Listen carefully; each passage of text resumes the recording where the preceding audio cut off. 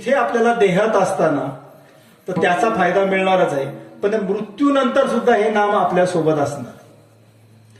उभयलोकी कीर्ती jenny, तर हे नाम तुम्हाला दोन्ही ठिकाणी कीर्ती मिळून देणार आहे. आता कीर्ती हा शब्द जर आपण विचारात घेतला तर ती कशी प्राप्त होते?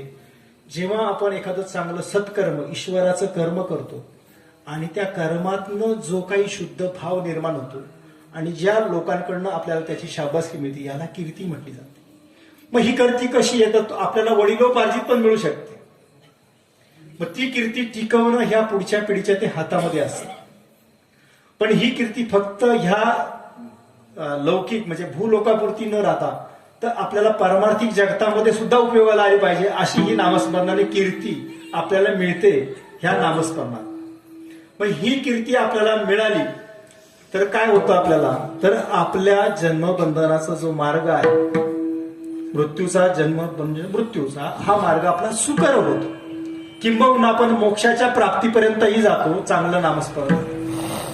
मग अशी ही कीर्ती आपल्याला ह्या नामस्मरणातच मिळते, हे आपल्याला तुकाराम महाराजांनी ह्या चरणामध्ये अतिशय व्यवस्थित समजावून सांगितलं. मग आता ही कीर्ती आपल्याला जेव्हा मिळत असते, पण ही कीर्ती मिळवण्यासाठी ती कशी मिळवायची हे अभंगाचं तिसरं चरण.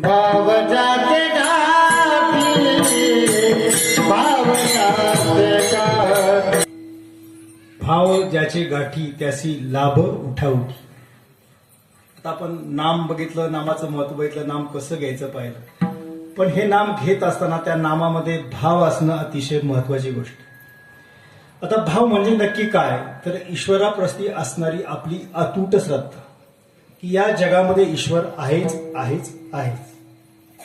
ह्या ईश्वराशिवाय कुठलंही व्यवहार सृष्टीचा होत नाही. चाले हे शरीर कोणाच्या सत्ते, बोलवितो कोण हरी बिन कोण. म्हणजे प्रत्येक सृष्टीतला घटक हा ईश्वर